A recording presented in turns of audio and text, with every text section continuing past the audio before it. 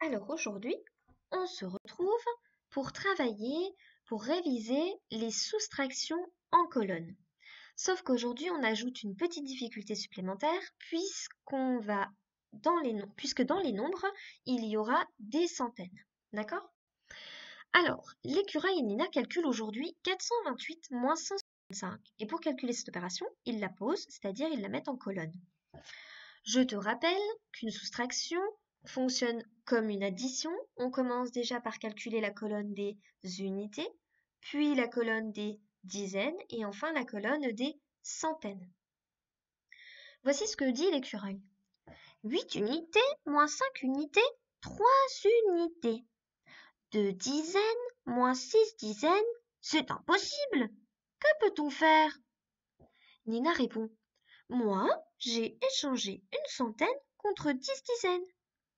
Il reste 3 centaines. Maintenant, c'est possible. Qu'est-ce qu'elle a fait, Nina?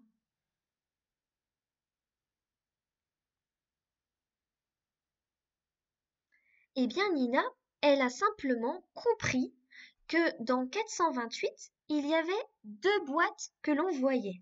D'accord? Mais dans 428, en tout, il n'y a pas que 2 boîtes. Il y a aussi des boîtes qui sont rangées dans les valises. Et elle en a 4 des valises. Donc, elle est allée chercher une valise, une centaine, si tu préfères.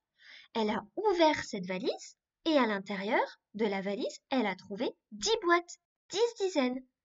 Donc, on n'a plus la valise puisqu'on vient de l'ouvrir. Donc, maintenant, on n'a plus 4 valises, on en a 3. Et à la place, on a rajouté 10 boîtes, en plus des 2 boîtes qu'on avait déjà avant. Ça nous fait donc maintenant 12 boîtes. Donc maintenant, elle calcule 12 moins 6. Alors, 12 moins 6, ça fait combien?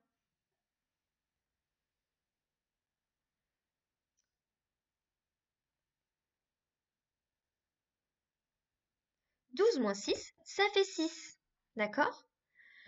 Alors, donc j'écris 6 en dessous de la colonne des dizaines. Maintenant, qu'est-ce que je calcule? Très bien, je m'occupe des centaines, d'accord?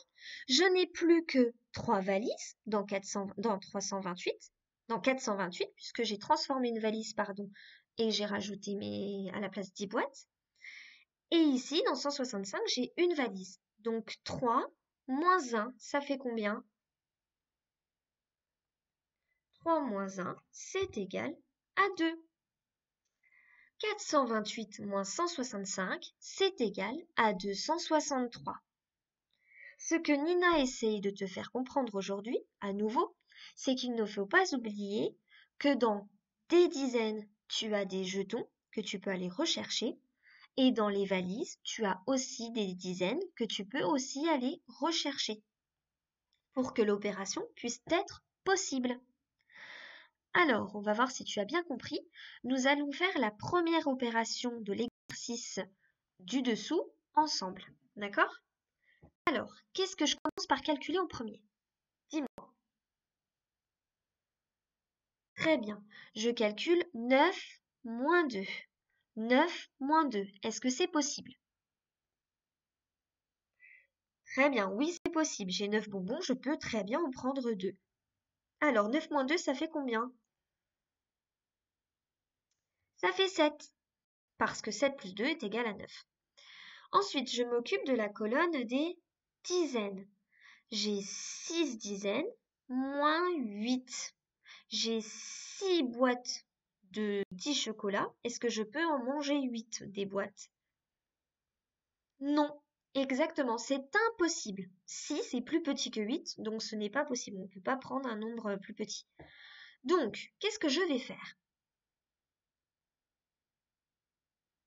Je vais aller chercher dans ma centaine.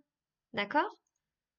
Donc, j'ai 5 valises. Je vais ouvrir une valise pour aller chercher des jetons.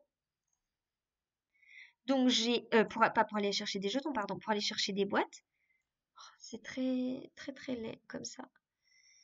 Alors, attendez. On va recommencer.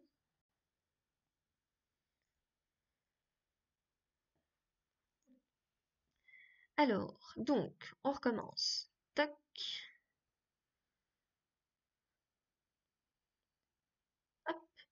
Donc, on a dit 9 moins 2, ça fait 7. Ensuite, donc 6 moins 8, on a dit que c'était impossible et donc on allait aller chercher dans la valise. On a 5 valises, on en ouvre une pour aller chercher une boîte dedans. Pour aller chercher 10 boîtes dedans. Donc, je vais aller chercher mes 10 boîtes, que je rajoute aux 6 boîtes que j'avais déjà avant.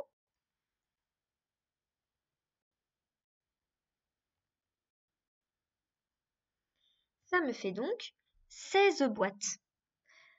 Et par contre, je n'oublie pas que maintenant je n'ai plus 5 dizaines. Hein. Hop, je barre. Je n'en ai plus que 4.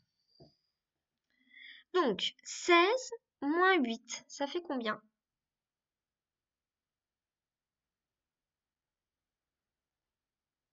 Ça fait 8. C'est les doubles. Hein. 8 plus 8 est égal à 16. Ensuite, donc j'ai plus que 4 centaines, 4 valises, moins 3 valises, ça me fait 4 moins 3 est égal à 1. Donc 569 moins 382, c'est égal à 187. Alors je vais te laisser réfléchir pour les opérations suivantes tout seul. Si tu n'y arrives pas, surtout, tu dis bien à tes parents de me le dire pour que je puisse te réexpliquer en classe comme il faut. D'accord? Allez, bon courage!